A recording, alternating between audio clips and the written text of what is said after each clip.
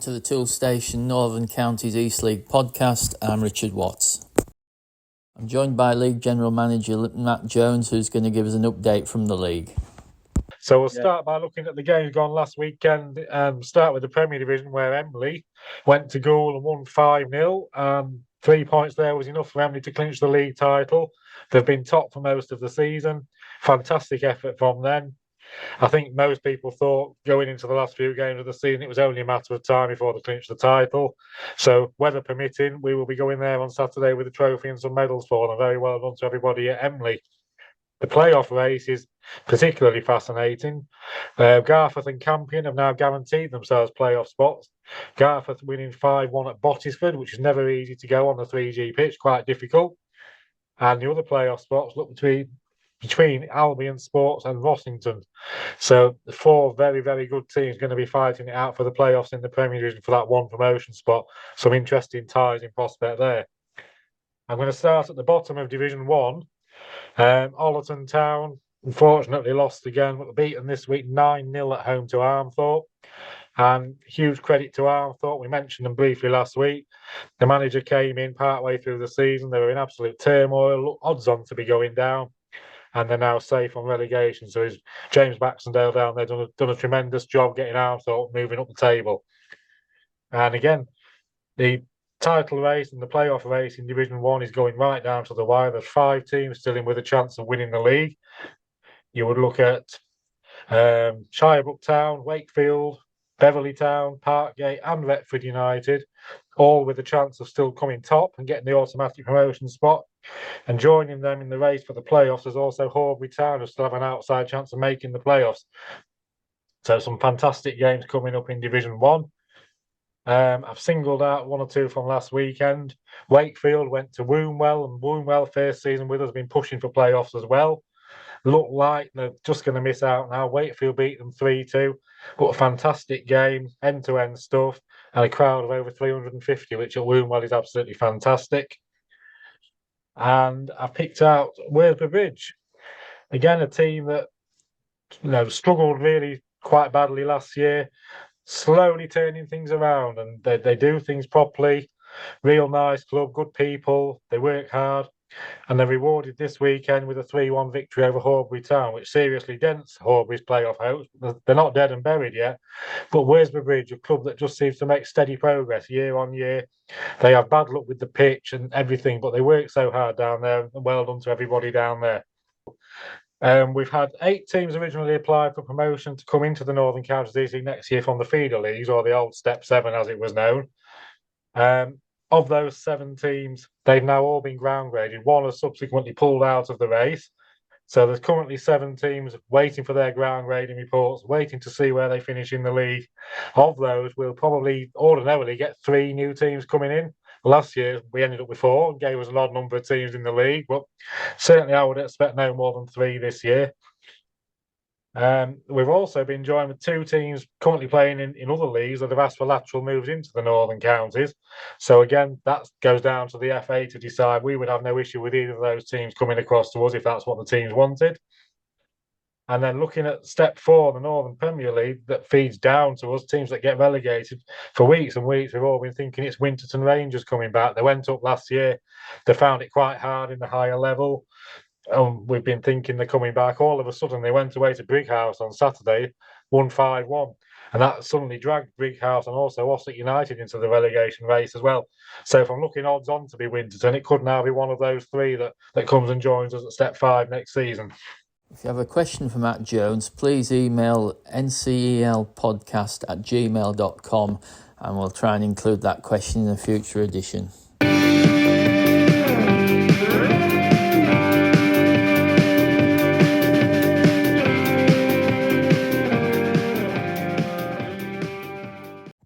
Volunteers are essential to all clubs at this level, and on the podcast we hope to feature a number of volunteers in future episodes. If you're a volunteer who would like to come onto the podcast and talk about what you do in your club, then email ncelpodcast at gmail.com. I'm now joined by the NCEL Chaplin, Baz Gascoyne. Just to start, can you explain what you do for the league? Yeah. Obviously, my name's Baz. I oversee the chaplaincy work for the league, and I got asked in 2019 I'd do that. And simply, it's just been there if any individuals or clubs would like some sort of support. It could be some clubs in the past have contacted me because they've had a tragic death with one of the players, or some member of the backroom staff just needs to talk to someone and just have someone to listen to. So very simply, what we say is chaplaincy is about providing a listening ear, an encouraging word, and a supportive act. So just being there when needed. And how often do you tend to be used? Do you hear it from somebody every week? Or No. I mean, with the league, it's quite. It can be quite sparse, really. I mean, I've had a few people contact me in the last few months just saying, I'd like to have a listening appointment, because our chaplains are all trained in listening, and we have a team of trained listeners as well. And that can be done over Zoom, telephone, or a face-to-face if they would prefer that. And we've had quite a few people who've done Zoom appointments. And it's literally, again, it's just listening to the person. It's not giving advice. It's not directing the conversation. It's simply reflecting back what that person might be saying. And the main emphasis is to empower the person to come up with the solution, what they think could be for their problem or their situation. And we do signpost if they would like to be signpost, but all the listening appointments are free. We usually give up to 6 appointments. They're an hour long, and then we can discuss what they would like to do after that.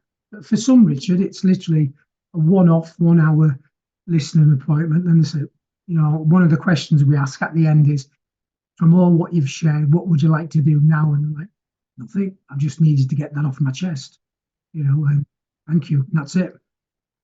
and do you ever get any sort of like trends, like for example, the end of the season when it's getting tense in relegation battles or promotion battles? Does that have any effect on?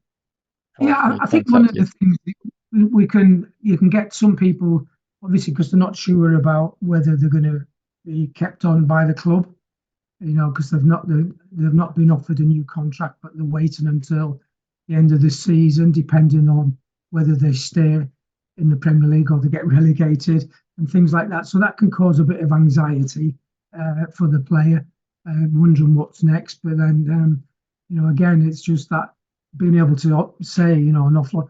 And I think one of the things we're finding, with not just with football, but with our work in the fire service, schools, engineering companies, is some people just prefer to talk to someone who's independent, who doesn't work employed by the organisation. So I'm not employed by Northern Counties East Football League. I'm just someone who's serving them and available if needed. And for some people, they feel more secure because they're, not worried that I will tell someone else, unless it's a safeguarding issue. Then obviously I will with everything else. So, for all of us, anxiety can pile up and just pop up in a moment. Really, you think everything's fine, then all of a sudden something triggers something off, and you're like, "All right, okay, I didn't realise I was worrying about that." Once it's shared, it doesn't seem as much as a pressure as it was. Which other sports do you cover, and throughout all the different sports, are the issues all fairly similar?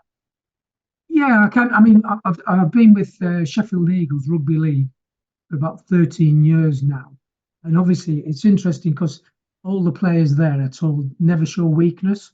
So when they're playing a game, if I've seen a player actually dislocate his shoulder, but he'll still carry on playing until the game comes to a natural halt, because he doesn't want to be the weak link. But that can overspill sometimes into their life off the pitch. So they might have some issues that they're worried about, but they think, oh, well, I can't show weakness because what will the coach think if I'm talking to the chaplain about some issue, which often is not about the sport, it's about something in their life outside of the game. But again, when they realise that it's non-judgmental, I'm not judging them for whatever they share. I'm just saying, whatever you're feeling is valid.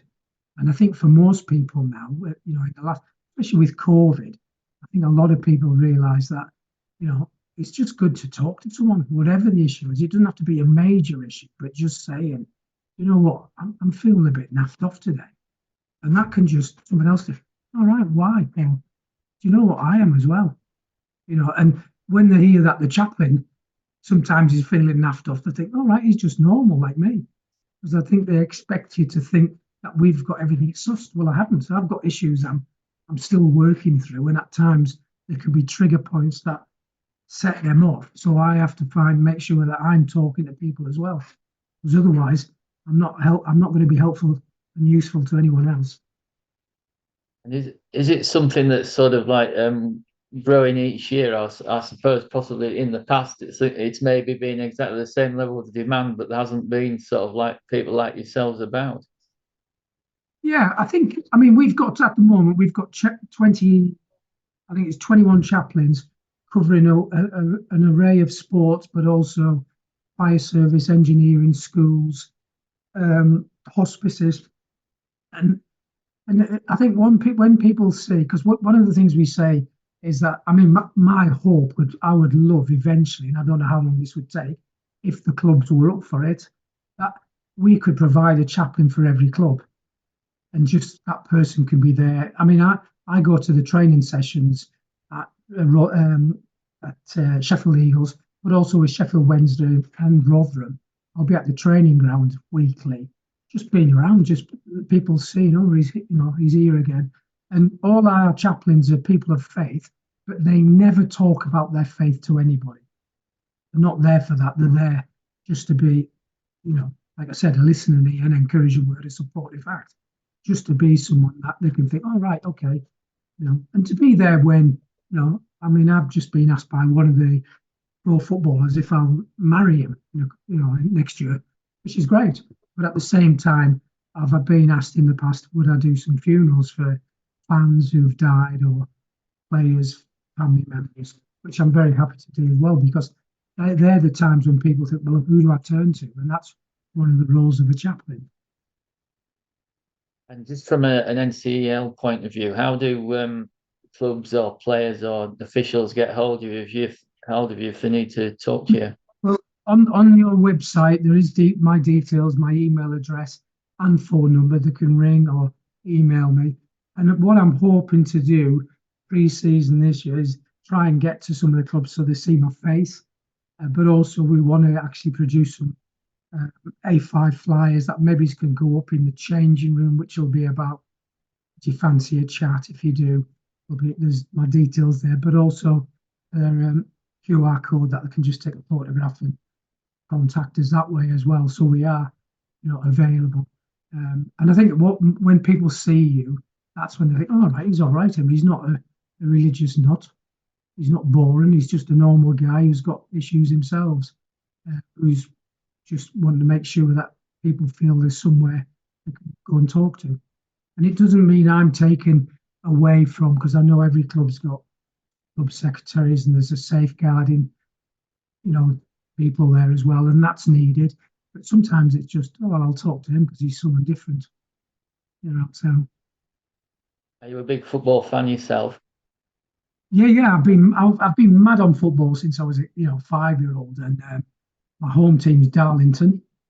Even though I'm based in Sheffield, I always look out for Darlington.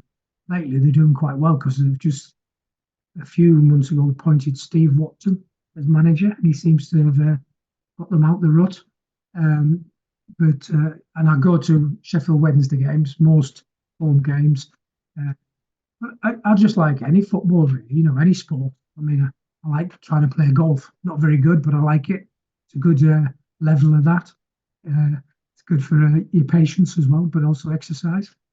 But I mean, one of the things when you look back in your life, and when people look back at things, I think one of the reasons I do what I do. I had a trial for a professional football club when I was 15, a 2-week trial. Sadly, on the third day there, I was sexually interfered with by the player coach. And as a 15-year-old lad, all I knew what to do was to tell him to go and get lost, but swear words. Didn't tell anyone because I was, 15-year-old, petrified, wondering what the hell had happened. And I bottled that up for 11 years, didn't tell anyone.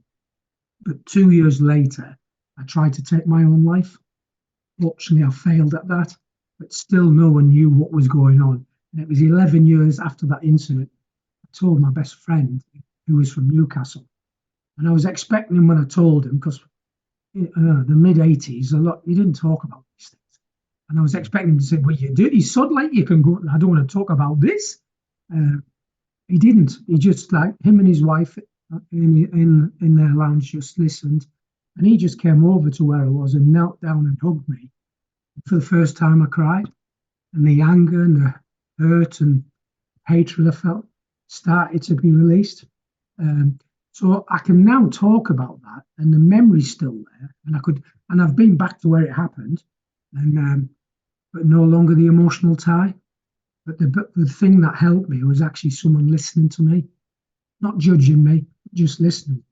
And at the time, I wasn't thinking about getting into sports chaplaincy. I got invited in 2004 to help with the Firefighters World Games, which was being hosted in Sheffield. So it was like the Olympic Games for the firefighters all around the world. And I got asked to do chaplaincy for the sevens, rugby, golf, and bodybuilding. So, which was a broad spectrum. But it was just great, just meeting people, again, just being there. And for some people who were away from their home and even in a different country, just to have someone they could go and chat to and say, oh, I'm feeling a bit homesick at the moment, and just have a chat with them and say, oh, I totally understand that you're from Australia, and obviously you're missing your family, and you're here in Sheffield for 3 weeks. It's the first time you've ever been to Sheffield. But it's just giving people space, and I think then I got asked if I would help out with sports chaplaincy by a friend of mine who got involved with Sheffield Eagles, and I love it. The guys are just normal guys, and the women team. We've got a disability team now. And people are just people with different things going, have happened in their lives, things that they're thinking. And sometimes just by being able to express that diffuses maybe some of the worries that we've got.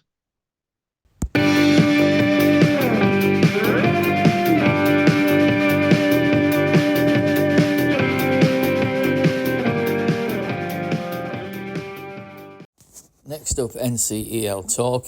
I'll hand straight over to host Aaron Walton. Okay, right, okay.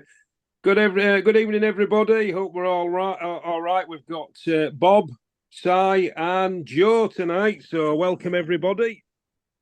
Hi, everybody. Evening. Evening. What we're going to do is we're going to run through the games on Saturday, and we'll have a look at the midweek games and see what's in store for us on Saturday and beyond. So if we can start with the... I'll get my notes. I made some notes earlier on, and then I left them at work, so that's highly professional of me. So if we look at Saturday, well, I'm going to go straight to you, Bob, because you was entertaining Emily at goal, weren't you? Yeah. So we were definitely entertaining them, but obviously we got the wrong scoreline. As you can see, we lost 5-0. But Emily, they're at top of the league for no reason. They are a good team, It's and their top scorer, Ruben Jerome, scored after 16 minutes. Hit a shot, went under the keeper, and then he got another one after 32 minutes. Our keeper came rushing out, missed the ball, and he hit it into the net. 2-0 at half time. Then on the 73rd minute, they got another one, 3-0. Then 2 quick goals at the end, one with a penalty. So, yeah, it was a good, off the field, it was a good crowd. I mean, it was our highest league attendance of the season, 527, which there must have been 250, I would imagine, from Emily. It must be 200 from Emily. And they deserved it. I mean, they played well all season, top of the league. You don't get to the top of the league without playing good football. I mean, you saw that Aaron at Barton the other week, didn't you? When it came to your ground, Yeah, beat us 5-0. Yeah, I mean, obviously we had. I'm not making excuses up, but we did have somebody sent off, and we had somebody go to the sin bin. So they were playing 9 players at times. But They were very good, very good. I mean, even at their place, they were very good. So worthy winners, I think, don't you? Worthy. Well, absolutely worthy champions, yeah. And I think they'll do well in Northern Premier League. You know, I think they will. I think they're all set up for it. They've got the ground, they've got the infrastructure, they've got a really good set of volunteers. Always a friendly place to go as well. Yeah. I shall miss going there next year. Yeah. Yeah, so I will. So if we go on to the other games, Gareth, they strengthened their grip on second, didn't they? And I think they've sealed their playoff place with a 5-1 win at Bottisford. So, and I'll tell you what, you'll be interested in this, Bob. Sam Cable getting back on the score sheet. He got a couple, didn't he? Yes. Ex-school player. Ex-Barton as well. He couldn't buy a goal at Barton. But I'm real pleased to see him back on the score sheet because I like Sam, good player. Yeah, it was a good score at goal for goal. He scored quite a few goals for goal. Yeah. Campion, they slipped up at Rossington. Now, Joe, you've seen Rossington a few times this season. Yeah, I have, to be fair. I think the one thing that I've been really, really impressed with Rossington this season is the fact that they've taken step 5 just by storm this season. I think I don't think many people had predicted them to be top 4 this season, fighting for the playoffs. But credit to Ben Hunter and his coaching staff and the players there. I think, given what they've done, I think they've done a superb job. And Campion, we've seen this season where, again, they've been a team on the rise at the moment. So, again, maybe to an outside, maybe a bit of a shock result, but I think Rossington have really taken the Prem by the storm this season. Yeah, definitely. I think you was there for the first game, weren't you, when they played Barton? We wouldn't have thought Rossington would be up there and Barton are down at the bottom, would we? No, I think when I did the game, I thought they played really, really well, considering I think they pretty much had 2 makeshift centre halves playing against them. And to be fair, credit Barton that day, I thought they were brilliant and they looked like a team. I think I'd say looking at the side and looking at the result, I thought Barton would be top 10. I thought they'd be maybe just out of the playoffs. But given the result, I thought, the season's going to be fantastic if we get games like this. Yeah, it will be. Well, we certainly did. Barton have had quite a lot of games like that, high scoring, but unfortunately we've been on the wrong end of the result. But never mind, that's football for you, isn't it? So Rossington, they're a really good season, as you've said there. Albion, that's the game I was at, Albion and Barton. Right, I'll tell you now, it's probably one of the best games of football I've seen at this level. Barton lost 1-0. What a great game of football. What a fantastic advert for this level of football. It was a really good game. 2 teams getting the ball down, playing football. It was one little lapse of concentration from Barton. It was a long throw, set piece, long throw. Aaron Bassey knocks it on, and look who's there unmarked at the back post, Ash Flynn. You don't give him room, and he knocked it in 1-0. So Barton have played worse and, come away with nothing. But it was a bit galling because they did play really well and got nothing. So, but all credit to Albion. They're a good team. I like going to Albion. They beat us fair and square 1-0. So, real good advert for Step 5 football there. If we look at Stackley, they're sort of still there, aren't they? They beat Frickley to keep their playoff hopes alive. And down at the bottom, well, Maltby's hopes just about faded, didn't they, on at Muglet Lane on Saturday, losing 1-0 to Eccles Hill. Yeah, that's true.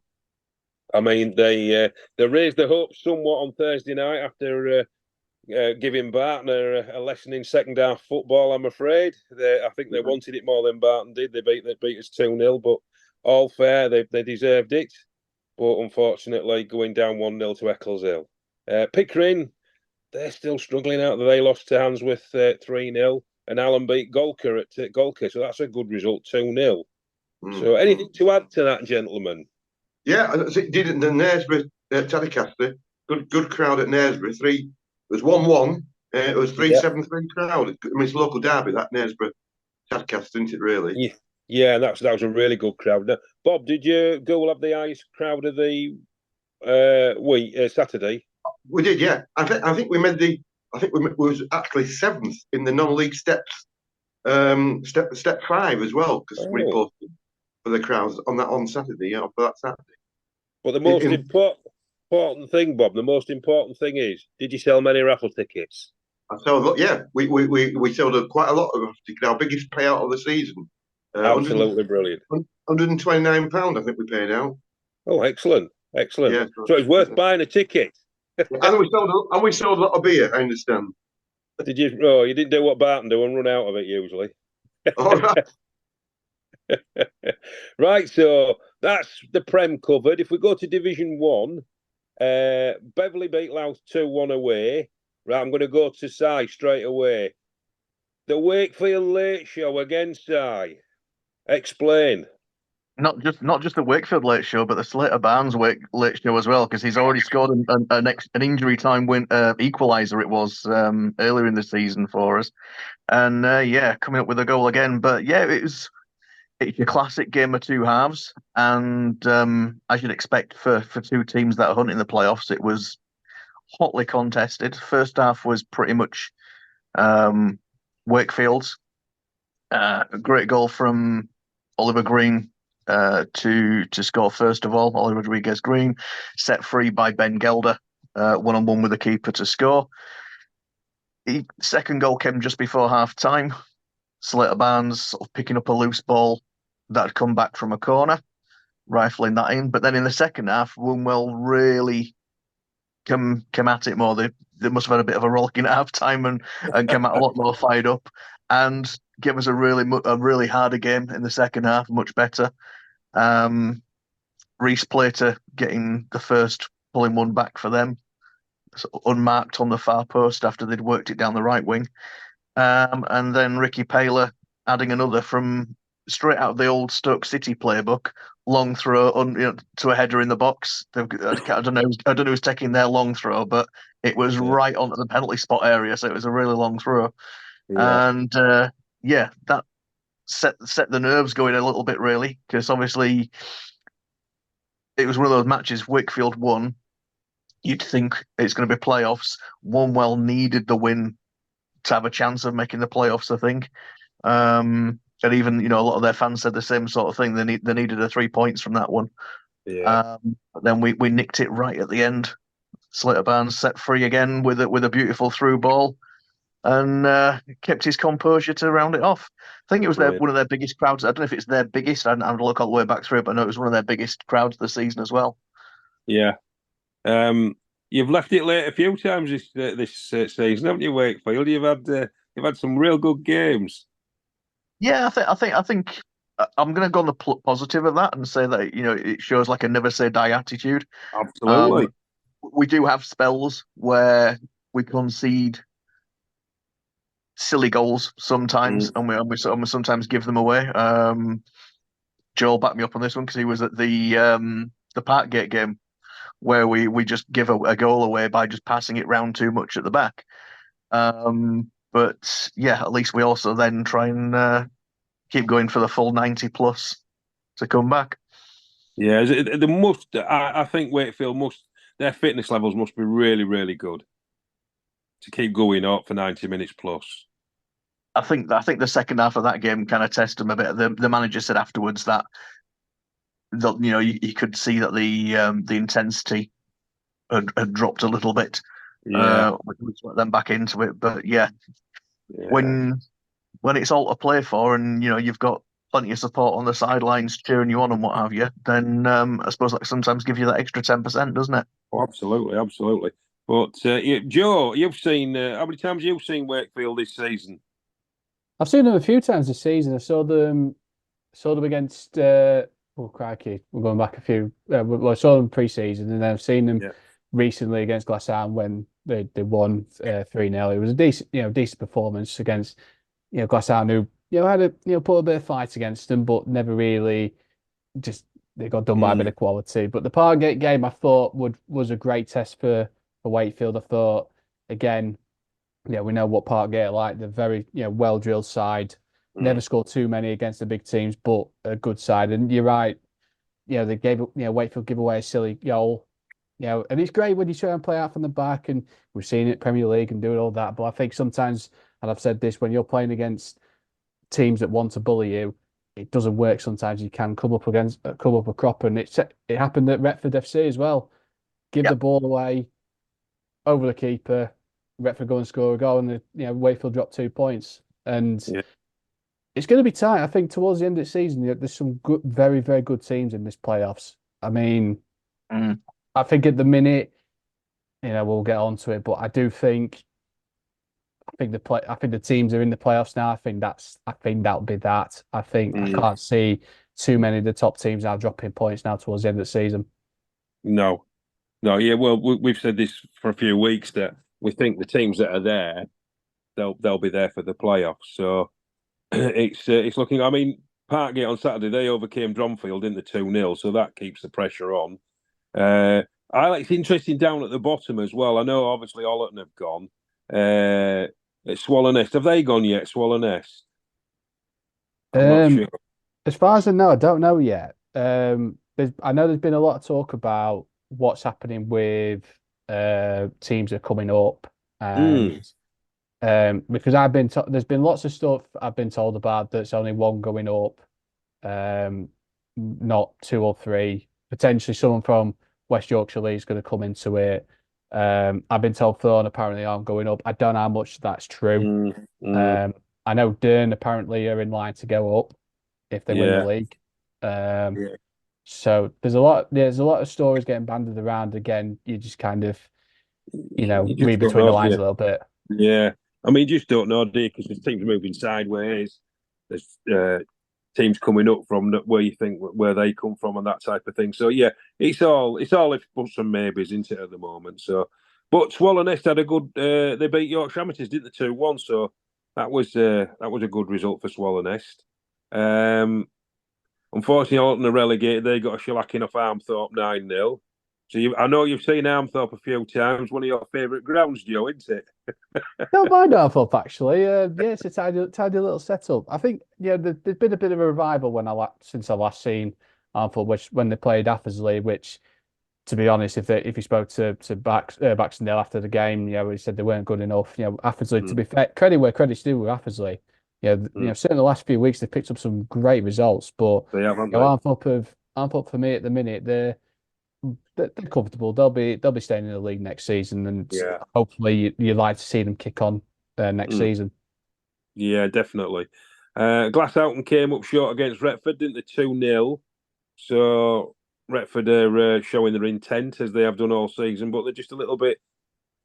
They seem to win a few, then lose a few, don't they? But I want a special mention to Brigtown. Their unbeaten run continues. I think it's 11 games now. And I think a bit like Horbury, as Si always says, a better start, and they would have definitely been playoff contenders. So I think it's just a little bit too late for Brig and Brett Agnew. A special mention, though, to Steve McCarron. 200 games for the Zebras. Well done, Steve. And what attendance? Yeah, what attendance? I was going to say that, Aaron. Yeah, what attendance? Yeah. 477. I'll tell you what, the good people of Brig, if they're winning, they get behind them. So and they're like gold. They're quite vociferous, very noisy.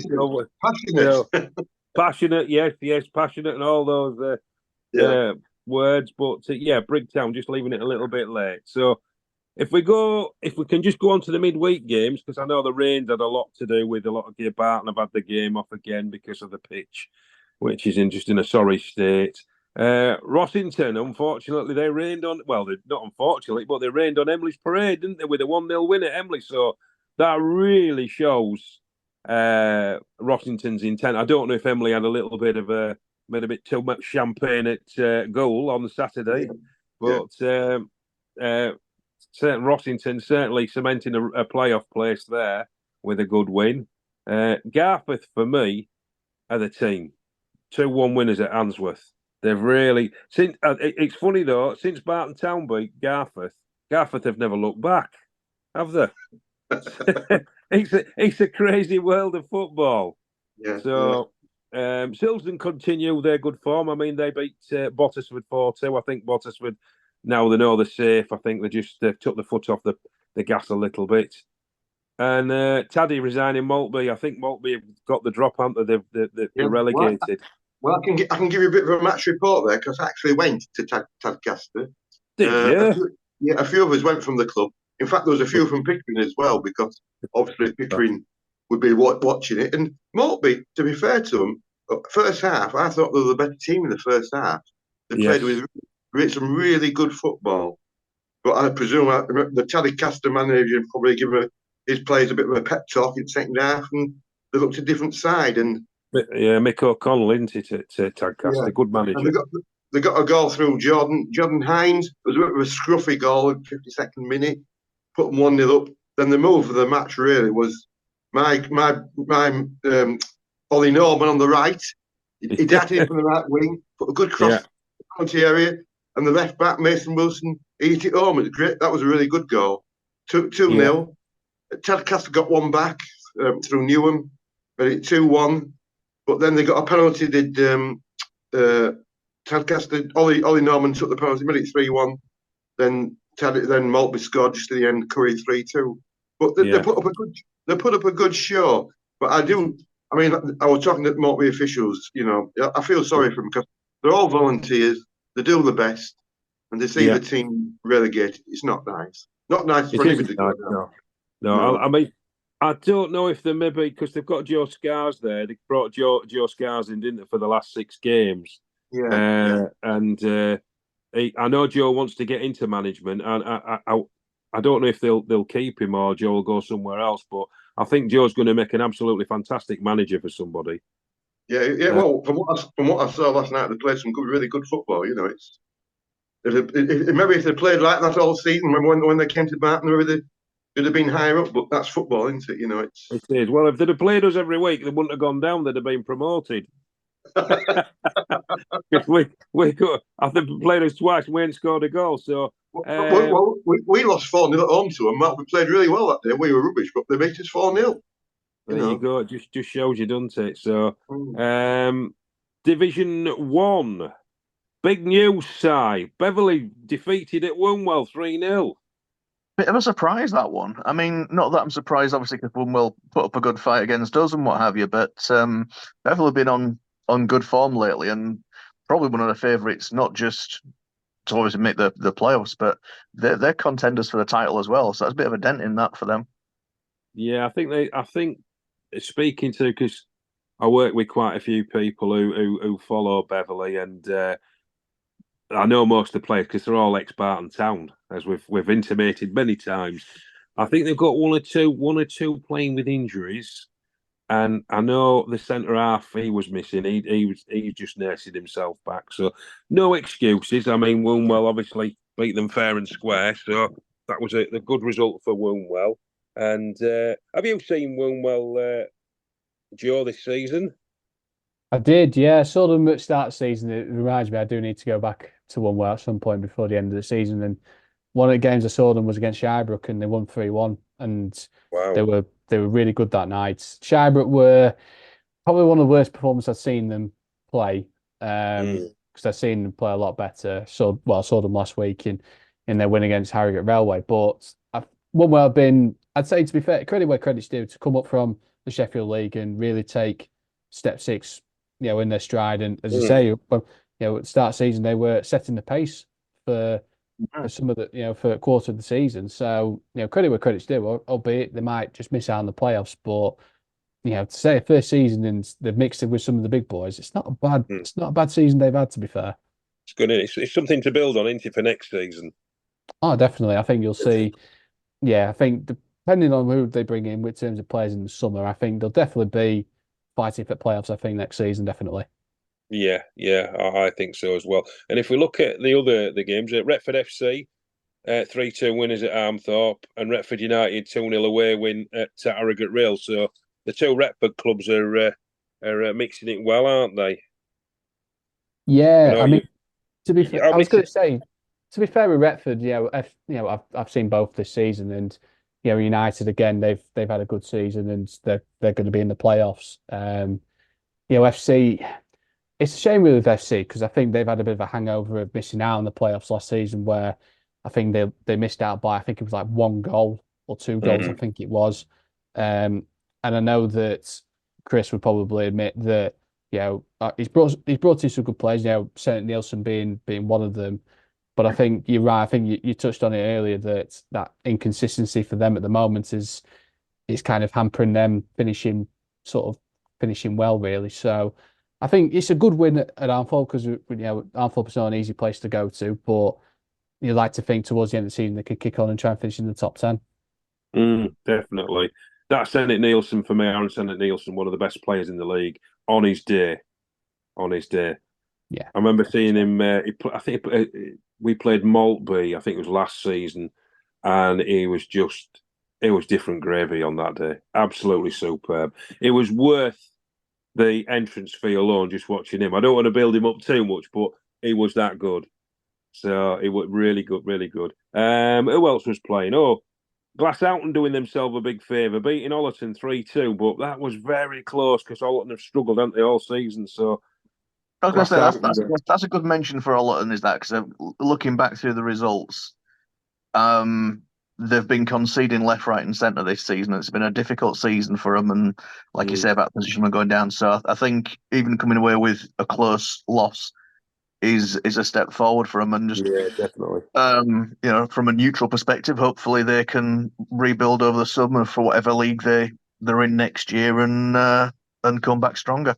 Yeah, I hope they do, Annie. And I know every team that they play, they keep saying that their opponents, that Ollerton have not thrown the towel in, have they? They've given it everything they've got. So well done, Ollerton. Keep moving forward. So we go on to the weekend.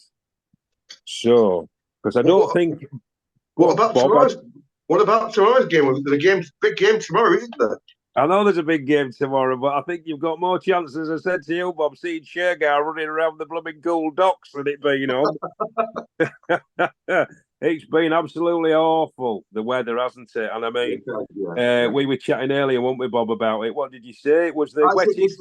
It was on the weather. Look north tonight. It's been the wettest winter since 1836. So that tells you everything, doesn't it? And your pitch is situated in Marsh Lane. So there's another clue for you, Absolutely. Thank you, Bob, for making that. For all those naysayers on social media, we don't cancel games on a whim. We're very frustrated ourselves as volunteers. We get absolutely cheesed off with games having to be postponed, but that's just the way it is. Yeah, because you do all your programs, you get your beer and you get your food, and it's cancelled. So it's not absolutely. Good. It's in. Just on that footnote as well, we're talking about the Tuesday games. One of the big games that we missed out on because of the weather, Shirebrook versus Parkgate, that was scheduled for last night. It was. What was pitch? And that one's on because obviously that's crucial for both teams when it comes to the title or the playoffs. It's a big game, is that one, and now that one's going to have to be rescheduled. So. Well, Matt Jones is going to have a little headache trying to squeeze that one in with all the rest, isn't he? He'll be crying in his Oval team tonight, won't he? So, but that game's a crunch match with a capital C. So I mean, as I say, the weather's just played havoc, hasn't it? Have you been? I think it's played havoc with you, Joe, isn't it? When you're wanting to go watch games, you've had to reschedule a few, haven't you? You're telling me. The other night I tried to go to. Well, last night I was trying to look at a couple of games, but ended up going to watch Teversol, an old Northern Cartage team. Oh yes, back in the day. So nice to go and visit the Tesco Trolley Park stand. Yeah. But I did have Shirebrook on my list. I think I still will do it at some point, but fingers crossed it gets scheduled for very, very soon. We'll see. Exactly. How many games have you seen this season, Joe? I counted up last night. I've seen 94 this season. Whoa! You'll get your 100 in, won't you? Yes, big one. But I don't know what that's going to be, though. That's going to be the big one. Yeah, it'd probably be Barton Town because we've got that many games left. It'd probably be Barton versus Gold, Joe, because it keeps getting cancelled, doesn't it, Bob?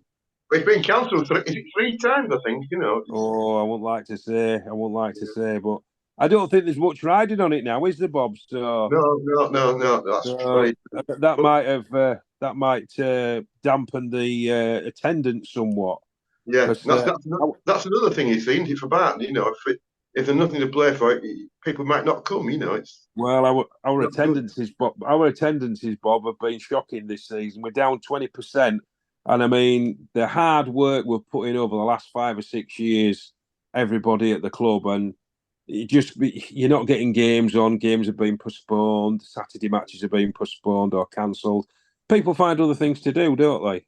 And it's And then at goal, we're 10% up. We average yes. 277, and we were 18th near bottom all the year. So if we could be higher, who knows? It just it's just frustrating. It's frustrating, isn't it? And fans are very fickle. They'll only come if you're winning.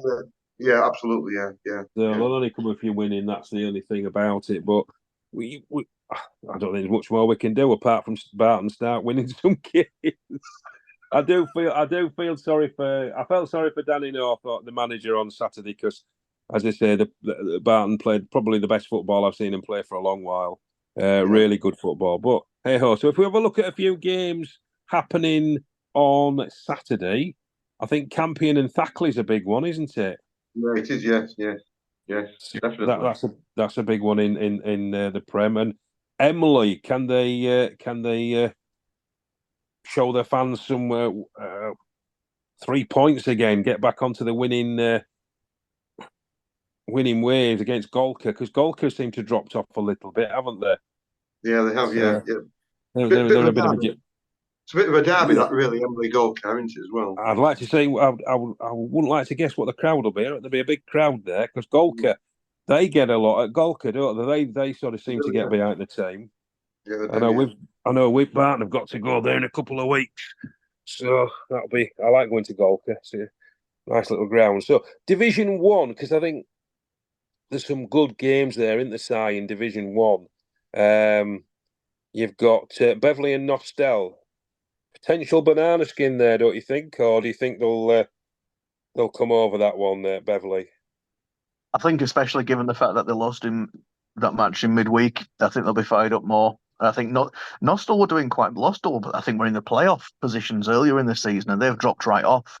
Yeah, I could be wrong, but I can't see anything other than a Beverley win on that one. I think Dave Ricardo will have give them all a right rollicking after Wednesday. So the manager. So yeah, Dronfield and Wormwell, another good game there. And Harrogate Rail and Parkgate. That'll be a tough one. Yeah, because Parkgate's still in this run where they're having to play the catch-up games as well. So at some point, you've got to wonder if the legs are going to catch up with them. I think the tie for me of the day, which isn't actually for anything in terms of promotion or relegation, is probably Retford versus Brig, because they're two quite evenly matched teams. I've got that wrote down here, Si. You must have been reading my notes. Yeah, great minds think alike, my friend. Well, our films seldom differ. I think it'll be a good yardstick for Brig to see how much they've improved. I think because Retford are a good team, and I'd like to see how Brett Agnew's men sort of deal with Retford FC. Have you seen Brig this season, Joe? I haven't. It's been, again, they've been put on the back burner a little bit. I need to go back to them at some point. But to be fair, as you said, credit where credit's due with Brig, because they had a bit of a mediocre season. They've really started to pick up now. And as you say, they're in the top 10. All right, playoffs might be a little bit out of their question. But to say, to finish stronger, they could still finish sort of 7th. And that's probably a really good season for them. So, as you say, they're one of those teams that are a little bit of a sleeping giant, really, that could really, could kick. Well, as we've said a couple of seasons ago, they were fighting with Ferriby and Rosington and those and Harrogate Railway to get into the Prem. So, yeah, Briggs on my list to get back to. Again, it's probably going to be pre-season. I think it's going to be next season. I think now, but I do like Brig. They're a good club. They are, and they're very, as I say, they're noisy. They get behind the team. They can certainly drink some beer at Brig. Well, I know the management team. They're all good guys as well. So, but that should, as I say, that should be a real good one. Any other ties we've got our eyes on before we wrap up? Well, we're goals at Penistone, and Penistone just outside the playoffs, so it's it's a game they probably need to win. You know, Yeah. I think they're seventh at the moment. So if they want to, well, they've got games in hand, 4 games to play yet. So so it's probably a big game for them. You know. Yeah. Are you going, Bob? Oh yeah, we'll be there. Yes, we'll be there. Yes. I'll tell you what, it's some of the best hospitality you'll get in that league. It's really good hospitality. And they're always Penistone are always well supported. They have a good attendances. You know. Very much so, yeah. I do like listening to the old lags in the crowd as well. They tend to be rather funny, especially at the linesman and the referee. like we get at this level. So I think we'll just about wrap it up there, and I think all we've got to really say is congratulate Emily on their winning ways. Well done, Emily. Absolutely. Absolutely. Yeah, and let's hope the Div 1 gets themselves sorted out over the weekend, possibly a bit later on. And Emily's still in the League Cup. They could win that. They could do the double, couldn't they? In the League Cup still. They certainly could, and it's a good cup if you're still in it to win it. I know we had a really good time a couple of seasons ago when Barton beat Garforth. I was going to say they've just announced that the final's going to be at Scunthorpe United. Yes. It's not Glanford Park anymore. What's it called? The Attic Stadium or something. Yeah. Is it Avis Arena or something? Avis Arena. That's right. Yeah, something like that, Bob. Yeah. So that'll be a good night out. I don't think it's a king's ransom to get in. So if people can get behind it and go to Scunny and watch it, that'll be good. So hopefully we'll be all there. So I think that's all. We'll wrap it all up and thank everybody for coming on. And hopefully we'll see you all next week. Yeah, cheers, guys. Thanks so much. Have a good week, everyone. Yeah. That's it for this edition. If you've got any news for the podcast or you'd like to appear on the podcast, please email ncelpodcast@gmail.com. Thanks for listening.